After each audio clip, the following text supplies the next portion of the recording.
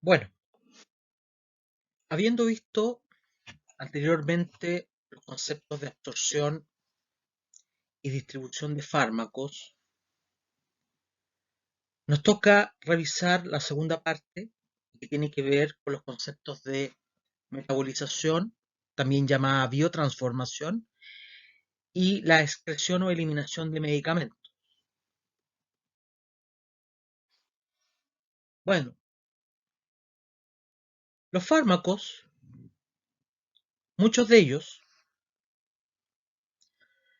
eh, sufren, al igual que los alimentos, como las drogas de abuso u compuestos químicos del medio ambiente, ¿cierto? Que son llamados los xenobióticos, pueden sufrir transformaciones químicas dentro del organismo y dentro del cuerpo existen enzimas o existen compuestos o existen elementos en la cual son capaces de transformar o metabolizar o biotransformar, la cual hacen que esas moléculas puedan ser eliminadas.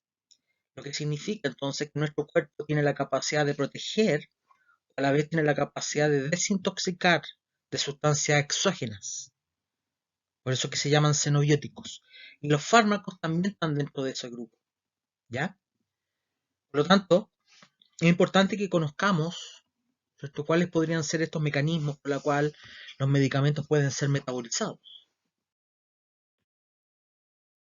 Existen varios sitios por los cuales los medicamentos pueden ser metabolizados. Están los pulmones, puede ser la piel, los riñones, por ejemplo, la vitamina D se puede metabolizar, en este caso la vitamina D se activa. El tracto gastrointestinal, sobre todo el duodeno, también tiene una enzima y tiene unas proteínas que permiten la activación o la degradación de ciertos fármacos, pero el órgano por excelencia que permite la metabolización, tanto la pérdida del efecto, la inactivación o como la activación de algunos órganos, de algunos fármacos, disculpen, es el hígado, ¿ya? Entonces, una de las características que tiene el hígado, aparte de muchas funciones que tiene, es que es el órgano metabolizador por excelencia, ¿ya? Ahora, el hígado, ¿por qué es el órgano metabolizador por excelencia? Porque dentro del retículo endoplásmico liso principalmente y a nivel mitocondrial, tiene una serie de enzimas, ¿ya? Y una de las enzimas más importantes que tiene, ¿de acuerdo? Se llama citocromo P450, que la vamos a ver enseguida, y una de las enzimas más importantes dentro de un proceso de metabolización que se llama fase 1, que es el proceso inicial de la metabolización hepática, ¿ya? Lo que permite que la mayoría de los fármacos se inactiven, ¿ya?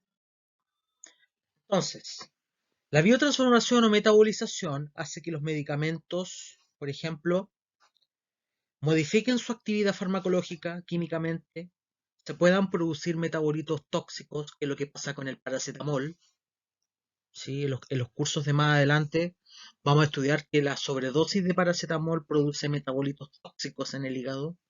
Se puede producir mantención de la actividad farmacológica, pero lo que más vamos a estudiar durante el semestre es que la mayoría de los medicamentos que sufren biotransformación o metabolización sufren inactivación, ¿ya? Lo que significa que un medicamento pierde sus propiedades biológicas, pierde la capacidad de poder producir su efecto, y es un medicamento que es capaz de ser eliminado fácilmente, ya sea por el riñón, como también puede ser eliminado fácilmente a nivel biliar. Si un medicamento es capaz de ingresar al hígado y es capaz de biotransformarse o metabolizarse, dependiendo de las reacciones pueden haber dos tipos de reacciones. Las reacciones de fase 1, ¿de acuerdo? Que son la mayoría de los fármacos sufren reacciones de fase 1, en la cual al fármaco se le agregan oxígeno, son reacciones de oxidación, como ustedes pueden ver ahí en azul, ¿de acuerdo? Y lo que hace que este fármaco se hace más hidrosoluble, se hace más soluble en agua. Si ustedes se acuerdan las diapositivas anteriores, la clase anterior, El fármaco es liposoluble, ¿se acuerdan? Para poder entrar, liposoluble. Ahora la droga se hace hidrosoluble, por lo tanto se hace más excretable, principalmente por el riñón. Ahora, si la droga no alcanza a ser lo suficientemente excretable, se le puede agregar un conjugado hidrosoluble. Y ahí aparece la fase 2. Les voy a dar un ejemplo más sencillo. Si un balazo no alcanza a ser suficiente, podríamos agregar varios balazos. Si la fase 1 no es suficiente para darle hidrosolubilidad, podríamos agregar una fase 2.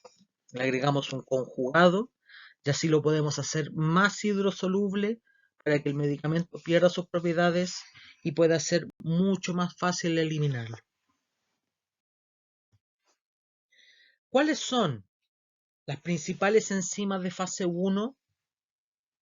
La principal enzima, como ustedes pueden ver, la tabla al lado derecho, corresponde al citocromo P450 y ustedes podrán ver la sigla, el paréntesis, que es el CYP P450. Esa es la reacción, la enzima más importante, mientras que las reacciones de fase 2 son varias, ¿ya?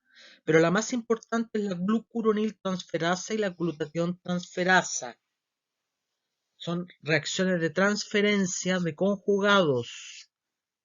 Está la glucuronidación y la glutationilación.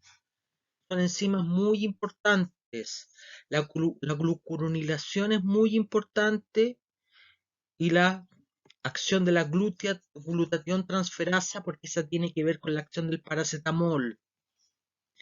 En las semanas que vamos a ver más adelante, vamos a estudiar qué es lo que pasa con el paracetamol, que es un medicamento muy utilizado para los dolores y la fiebre.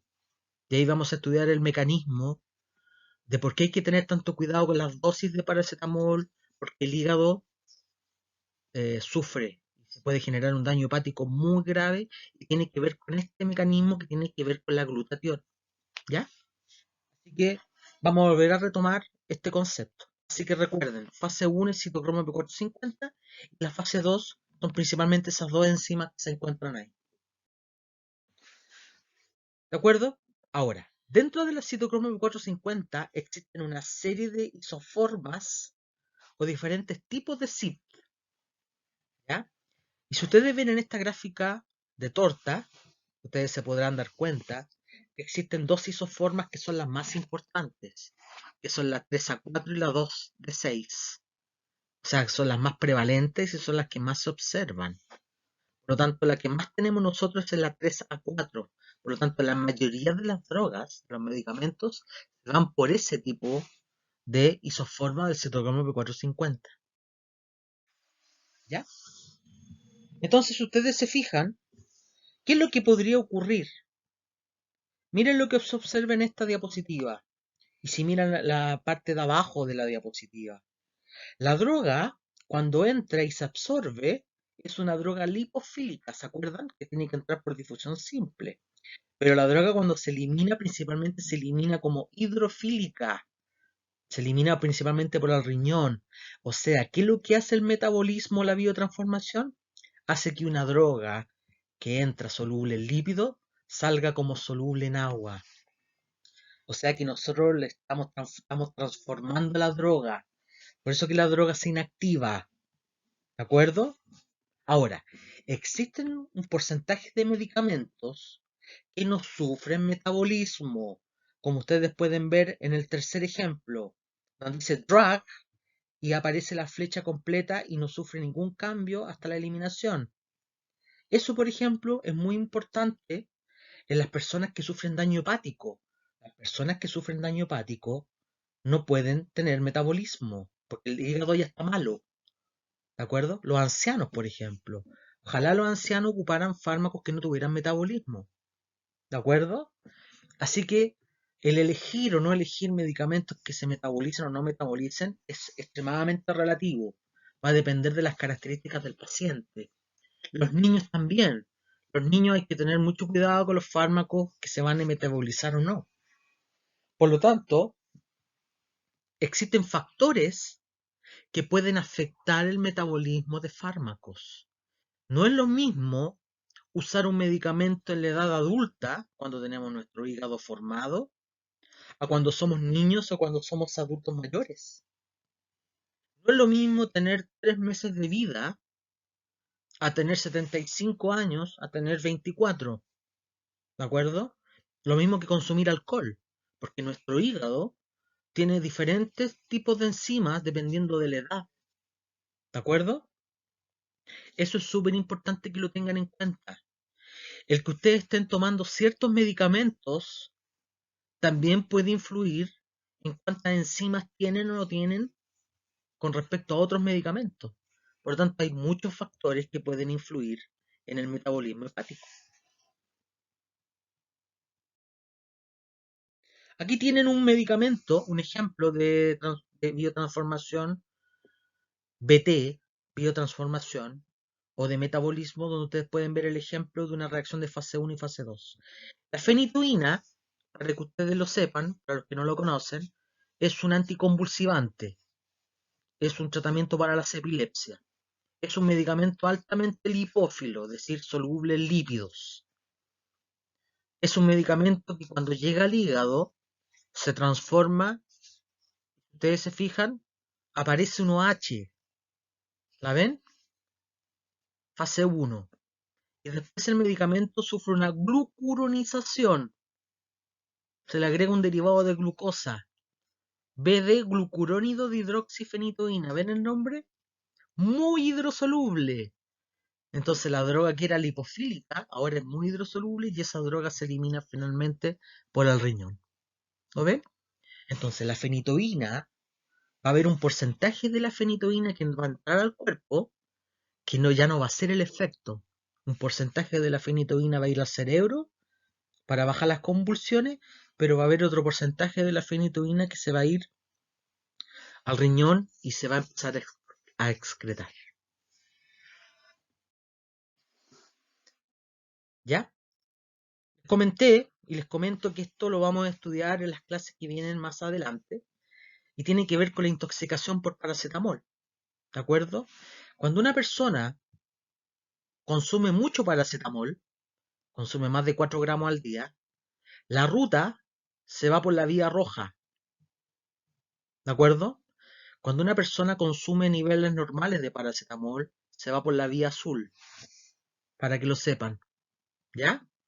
Pero cuando una persona consume mucho paracetamol, se va por la vía roja, y esta vía roja va a producir daño hepático. ¿Ya?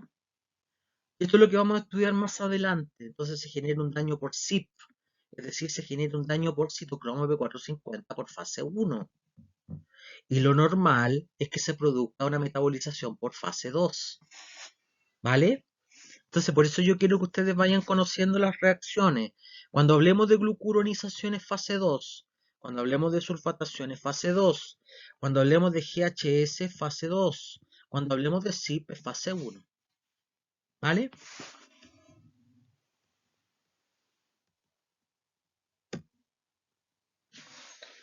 Entonces, más adelante también vamos a ver que si una persona está intoxicada con paracetamol, se le puede administrar un medicamento que se llama N-acetilcisteína, que me va a ayudar a generar mayores niveles de glutatión para poder ayudar al hígado a que restaure su función metabolizadora.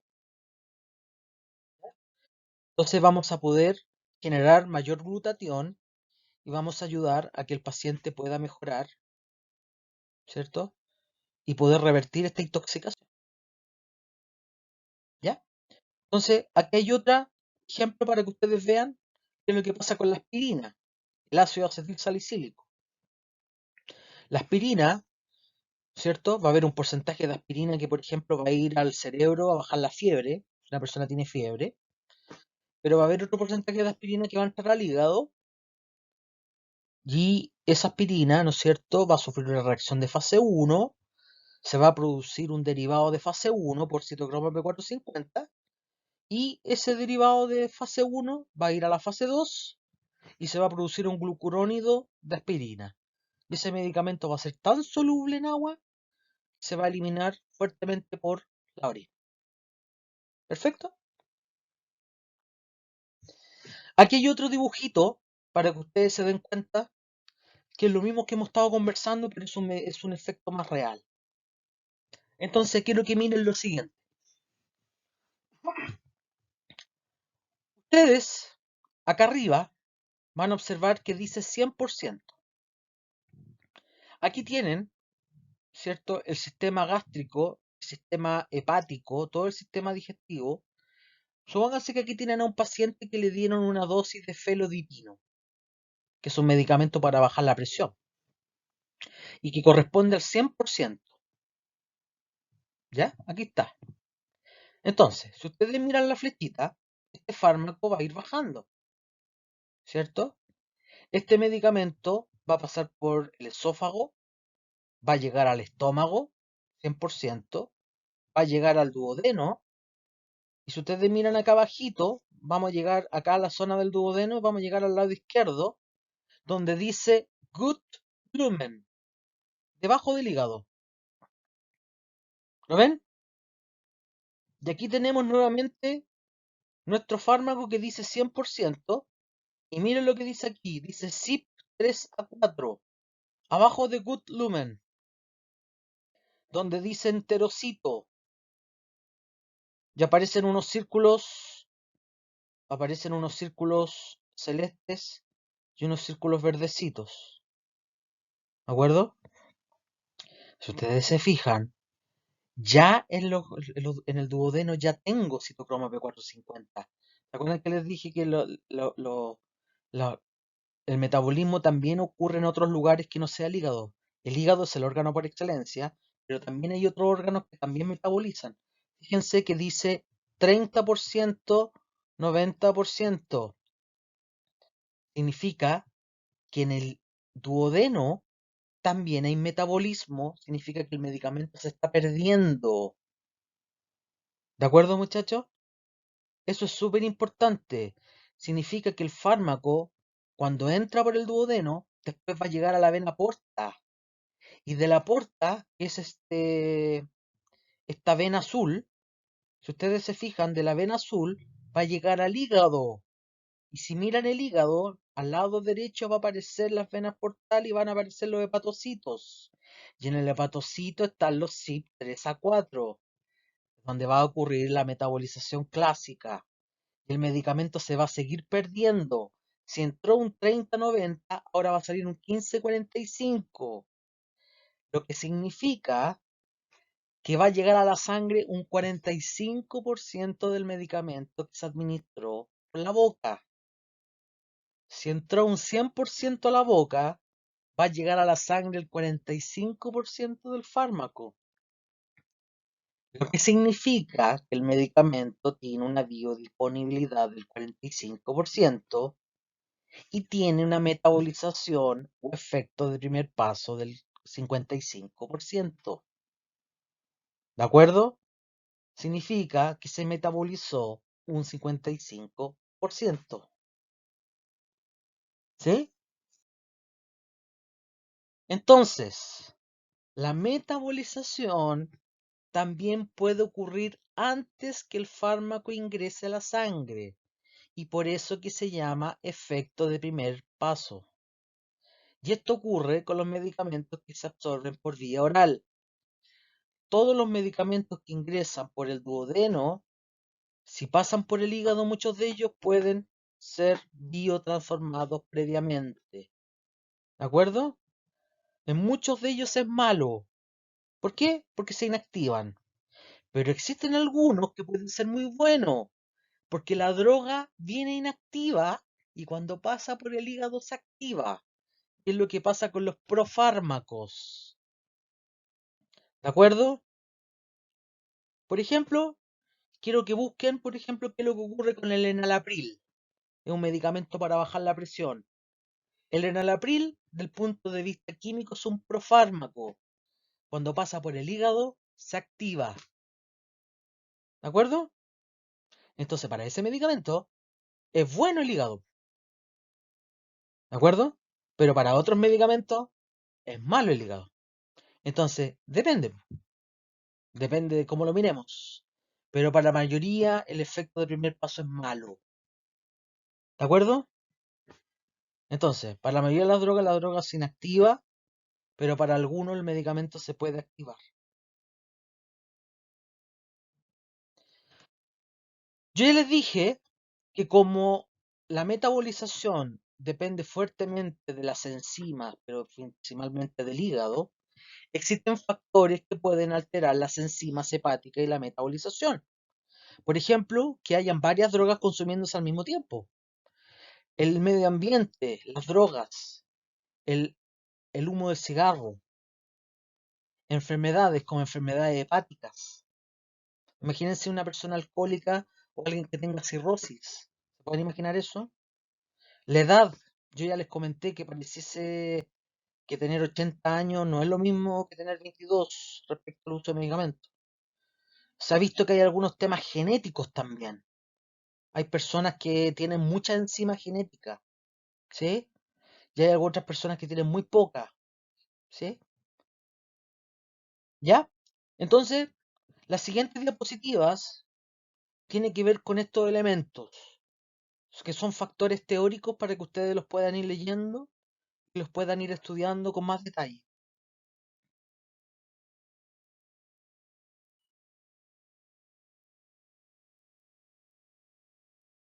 Vayan mirando qué pasa con los niños, qué pasa con los recién nacidos, ¿de acuerdo? Si los metabolitos, el hígado tiene menos enzimas, metabolizan menos, por lo tanto inactivan menos los medicamentos, por lo tanto las drogas duran más tiempo. Por lo tanto el fármaco dura más tiempo. Se llama vida media. La droga puede ser tóxica. Más riesgo de toxicidad. Si el fármaco se metaboliza menos por tener menos enzimas, la droga dura más tiempo y es más tóxica. ¿Se pueden usar las mismas dosis entre niños y adultos? Pareciese que no. ¿Qué pasará con los geriátricos? Lo mismo. ¿Qué pasa con la biotransformación hepática? ¿Qué pasa con la actividad de los hepatocitos en los ancianos? Mucho menor. Su flujo hepático es menor. Su función renal es más baja. Por lo tanto, los fármacos duran más tiempo, más riesgo de toxicidad. Por lo tanto, entre los niños y los ancianos pareciese que es igual el modelo. ¿De acuerdo?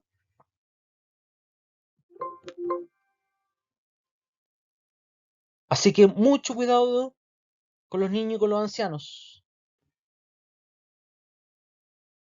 Existen fármacos que pueden influir la actividad de las enzimas. ¿De acuerdo? Hay fármacos que pueden subir las enzimas y hay otros fármacos que pueden bajar las enzimas hepáticas. Se llaman los inductores enzimáticos y los inhibidores enzimáticos. ¿Ya? Aquí tienen el caso de un medicamento que induce las enzimas. Si yo tengo un medicamento que induce las enzimas, significa que va a bajar el efecto, porque significa que va a degradar el fármaco. ¿De acuerdo? Quiero que esto lo estudien bien, quiero que lo analicen bien. Esto probablemente no es fácil de entender, pero si lo entienden, va a ser bien interesante. Un inductor sube la cantidad de enzima hepática, ¿vale? Y si ustedes suben la cantidad de enzima hepática, significa que van a inactivar más al fármaco. ¿Cuánto fármaco va a llegar a la sangre activo? Menos, po. Y si llega menos fármaco, va a haber efecto, ¿no? Se puede perder el efecto, po. Va a estar menos el rango terapéutico, lo que vimos en la clase anterior. Se pierde el efecto, po. Al revés, ¿qué pasa si le doy un inhibidor? Va a haber menos enzima hepática, va a haber más fármaco en la sangre, porque hay menos metabolismo, po. Por lo tanto, la droga puede intoxicar al paciente. ¿De acuerdo? Chiquillos, uno de los principales inductores enzimáticos, aunque ustedes no lo crean, es el cigarrillo. Aunque no lo crean, uno de los principales inductores enzimáticos es el cigarro. ¿Sí? Yo conozco varios casos y de hecho lo hemos conversado con varios médicos en la Valparaíso, donde yo trabajo, donde hemos evaluado que el cese del consumo de tabaco, de los pacientes consumir de tabaco, ha mejorado la respuesta de la eficacia de los tratamientos. ¿Qué demuestra eso? ¿Qué es lo que podría demostrar eso? Que la persona al dejar de fumar, ya no está el inductor enzimático. Al no estar el tabaco, no está el inductor. Al no estar el inductor, la persona no tiene tanta enzima, por lo tanto, no se pierde el efecto, al contrario, el efecto mejora. ¿Ya? Quiero que estudien este concepto de inductor e inhibidor y esto lo vamos a repasar entonces las clases de la próxima semana. Y para ir terminando, si ya tenemos nuestro medicamento, nuestro metabolito, tenemos nuestra sustancia hidrosoluble, estamos listos para hacerlas eliminadas. Tenemos excretores, tenemos sistemas excretores mayores y tenemos sistemas excretores menores. Ustedes podrán ver ahí que tenemos sistemas menores, pero claramente los mayores son el riñón, que es el número 1, y la bilis y la S. O sea, podemos eliminar fármacos por la orina y tenemos que eliminar fármacos por la defecación, principalmente.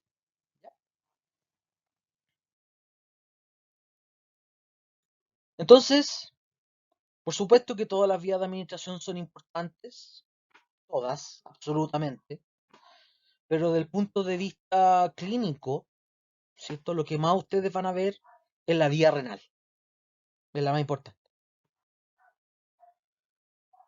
Por supuesto, entonces, que por nivel de importancia, la que más tenemos que estudiar, y yo les voy a pedir, por favor, que si ustedes no recuerdan, ¿sí? Ah, independiente de sus conocimientos farmacológicos, deben repasar, muy importante, la fisiología renal, cómo funciona el riñón, ¿ya? Es muy importante, el riñón es fundamental, ¿ya? Es fundamental el riñón.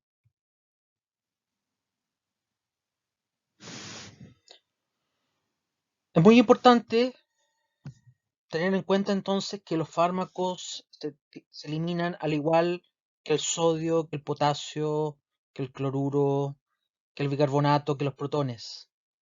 Por lo tanto, la excreción de un fármaco depende de la filtración, de la secreción y de cuánto se devuelve a la sangre, por lo tanto, cuánto se reabsorbe. Ahí ustedes abajo pueden ver que la excreción es igual a la filtración, más lo que se secreta, es decir, lo que entra, menos lo que sale, menos lo que se reabsorbe. ¿De acuerdo? La filtración entonces es un proceso fisiológico que ocurre, ¿cierto? Que está dado por la filtración glomerular. Las drogas también se filtran, es un fenómeno pasivo y que depende principalmente del tamaño del glomérulo. Por lo tanto, las drogas mientras más pequeñas son, mejor filtran. Aquí no influye mucho aquí no influye la carga, aquí no influye tanto si son liposolubles. Aquí sí lo que influye es que sean pequeñas. Si son más chicas que los poros del glomérulo, sí lo van a poder ingresar. Si las drogas son muy grandes, no van a poder eliminarse de la mejor manera por el glomérulo. ¿Vale? Ahí ustedes pueden ver la figurita al lado derecho. Si son más pequeñas que el poro del glomérulo, sí lo van a poder hacer. ¿Ya?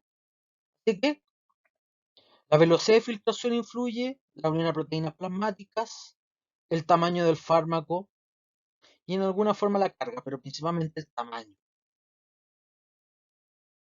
Esto es súper importante, ¿de acuerdo?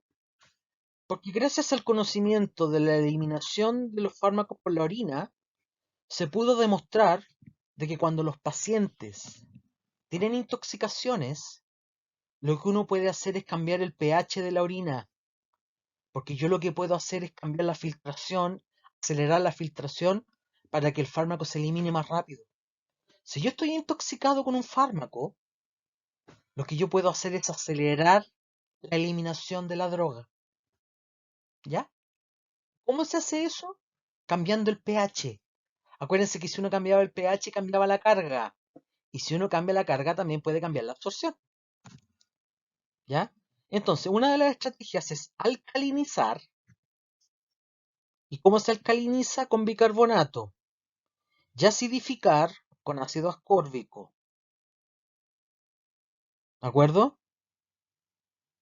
Entonces, gracias al conocimiento de la eliminación renal, se descubrió que al cambiar el pH de la orina, se pueden ayudar a desintoxicar por algunos medicamentos. Eso tiene que ver con las cargas. ¿Qué es lo que quiero que aprendan? Que si los fármacos son bases débiles, si el fármaco es una base, lo que hay que hacer hay que acidificar la orina.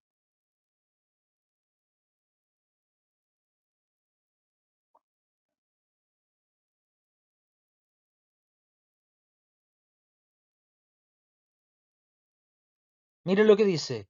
Se mueven desde el plasma hacia la orina. ¿Lo ven? Estamos favoreciendo de que el medicamento se vaya a la orina. Ayudamos a desintoxicar. Al acidificar la orina, aumenta la excreción de las bases débiles. ¿Lo ven? Entonces agregamos ácido ascórbico. Y al revés, si la intoxicación es por ácidos débiles, alcalinizamos la orina. Aumentamos la excreción de ácidos débiles. Entonces yo quiero que se den cuenta, chiquillos y chiquillas, que gracias al conocimiento de todos estos conceptos, todo esto se va a la clínica. Ya sé que hay muchas cosas quizás nunca ustedes las van a ver y las van a utilizar en sus diferentes carreras, pero quiero que se den cuenta de que esto tiene aplicaciones en diferentes áreas. ¿Ya?